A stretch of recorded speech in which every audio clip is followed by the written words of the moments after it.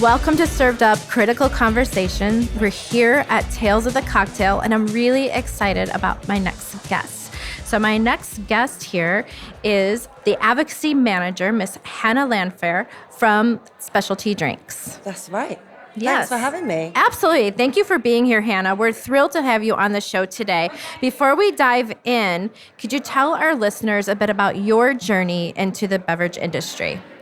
I sure can. Yeah. So I'm from a tiny little fishing village in a very rural place called Cornwall, and I've always been a very social person and a bit of a mischief maker. So I started working in the pubs in my village, which is a really small village, and I worked in all of the pubs.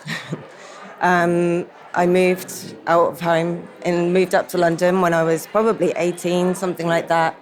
And I was looking for jobs, and the only thing that I had experience in was the pub work that I'd done. And bit by bit, I went through all kinds of bars. I worked in a wine bar, then I worked in a flair bar in Holland, so I learned how to chuck bottles around. And I was just obsessed with the learning behind it, the cocktail culture, the spirit stories. And I ended up working in Milk and Honey and just graduated my way through all of these various cocktail bars. I love spirits, so now I'm in spirits education and advocacy. And yeah, it's my favorite part of what I do is sharing, learning about the spirits behind these drinks. Absolutely. Can you talk about some of the programs that you have created? Well, at the moment, why I've been hired by Specialty Drinks, this is a new role for them. It's to build an advocacy platform, and I absolutely love this work. It's a joy to do, but I'm working on this, essentially what's a monthly education program called Specialty Sessions, and I would say it strikes a balance between being a bit like a game show quiz that's hotly competitive and a very, very nerdy seminar. And it's super fun. People get to win amazing prizes, so it's very like engaged learning. And I get to wear a glittery jacket and dick about on a stage, so it's fun. That's amazing. What kind of prizes are you giving away? Oh, like distillery trips to you're giving away like other legit countries. prizes. Someone just won a trip to Jalisco, Wow. and this coming month we have a trip to Oaxaca. So yeah, no, it's great. Yeah, that's amazing. I know that you do a lot of incredible work, creating space as well for diversity and inclusion. And I want to talk to you a bit about that and how can we actively build a community that really celebrates people from all backgrounds?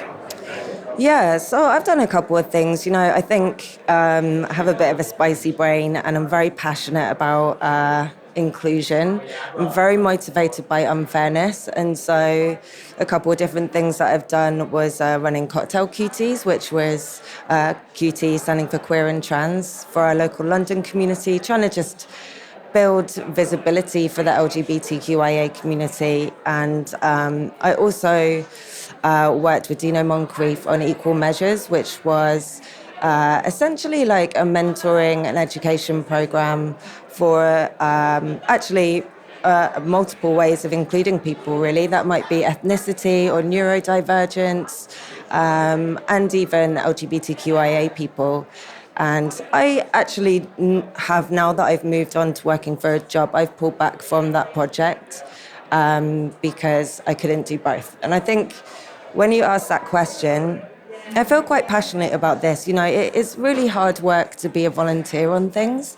And I think we see DEI projects, and it's wonderful that they exist, but it's so important that they are well supported by the wider community, be that with funding or be that with, offering space and support and just visibility, really, because they're so often the work of volunteers, people that are passionate, and it's very easy to burn out. And that was indeed my experience. But I will say this, Equal Measures is now supported by the Drinks Trust.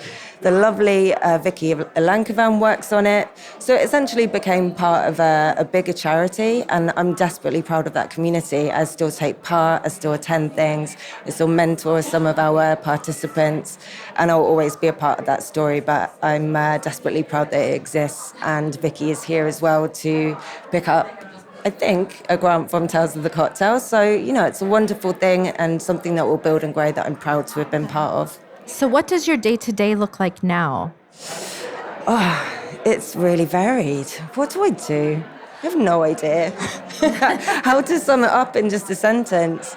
So this platform that I'm building, the monthly education sessions, I'll be engaging with brands, engaging with participants, building how that looks and feels. And I just feel that education, for me, spirits education is something that I'm so passionate about because it's pretty much thrown out of home. I don't have an education, got kicked out of college. Again, the spicy brain kicks in. That's part of my story, but I'm proud of that in kind of a way because I wouldn't be the person I am today. Yeah. And I want to offer other people from all walks of life and every single background an opportunity to learn, develop, grow, and further their career. And I think learning about spirits, it's one of the greatest aspects of our cocktail industry. You know, it's like, it's not just cleaning or a service. It's so much more than that. It's actually quite a cerebral industry. And if you love learning, but maybe don't want to follow a traditional education path, you can have such a great job in this industry. You can travel the world, own your own business.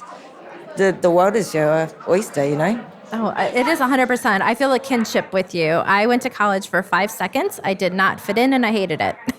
And I just went back to the bar and then became an educator on spirits. And so I feel this, I get it, right? Can you share with our listeners what was really that spark, that moment that you came full circle as an educator of spirits? It's just so ironic, isn't it, that we talk about getting thrown out of school and then we ended up in education. So true. I was really lucky when I worked at Milk and Honey to be offered a great opportunity when it came to training. You know, between Sasha Petrasky and Jonathan Downey on the London site, Jonathan knew that he wanted the best bars in the world and the best bartenders in the world, and the way to do that was education. And so he hired Del DeGroff. He made sure that we had an excellent spirits educator.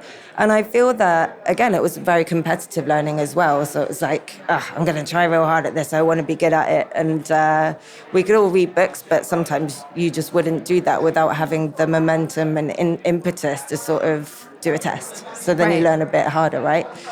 And so I think looking back at that group of people that were my peers, all of us, you know, young bartenders in our early 20s, today they're all pretty much still in the industry in one way or another, and not just participating, they're at the top of their game.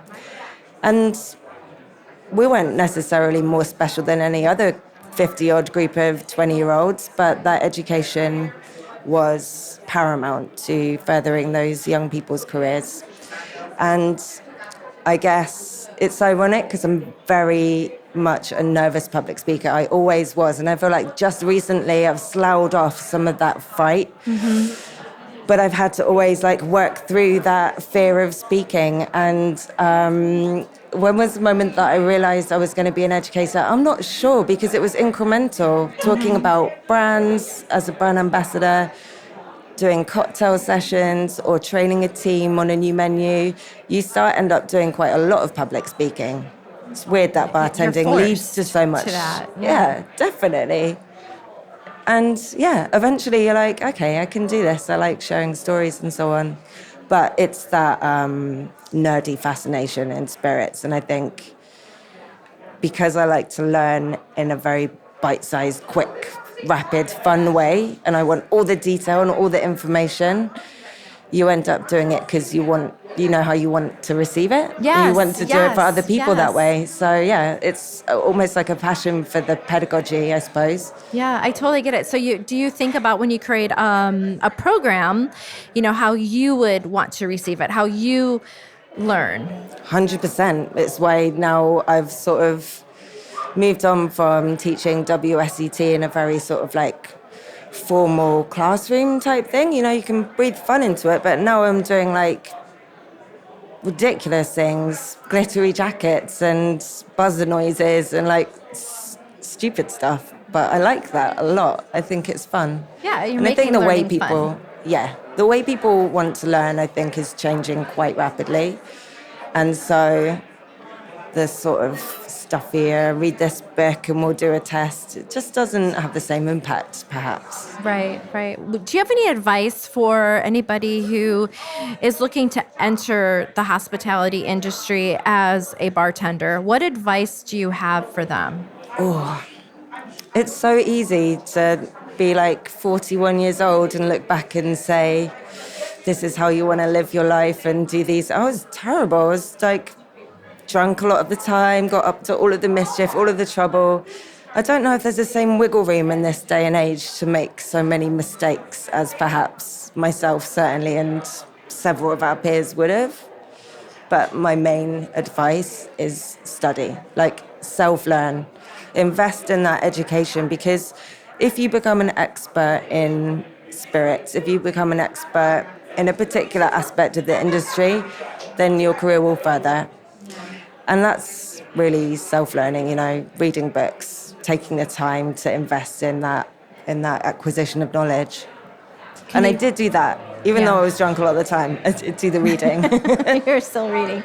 Can you recommend some of those books that have been just really solid resources throughout your career? I always tell people about a few. One of them is called Wood, Wine and Whiskey, which is a fascinating history of the oak barrel. I love The Scent of Desire, which is about olfaction and smell, and it's such a great read as well. Rachel, someone, I can't remember who it's by, I'm sorry, I'm terrible. I remember the name of the book and then the author who actually wrote it and should be celebrated, gone, the name's gone. I love Divided Spirits, which is about tequila and mezcal, and very like fascinating look at the social, geopolitical aspects of it. What else? I'm reading so great books at the minute. There's a new one about tequila. Oh, never mind. Look, so many. Email me. I will tell you so many. So many. Do you have a go-to cocktail?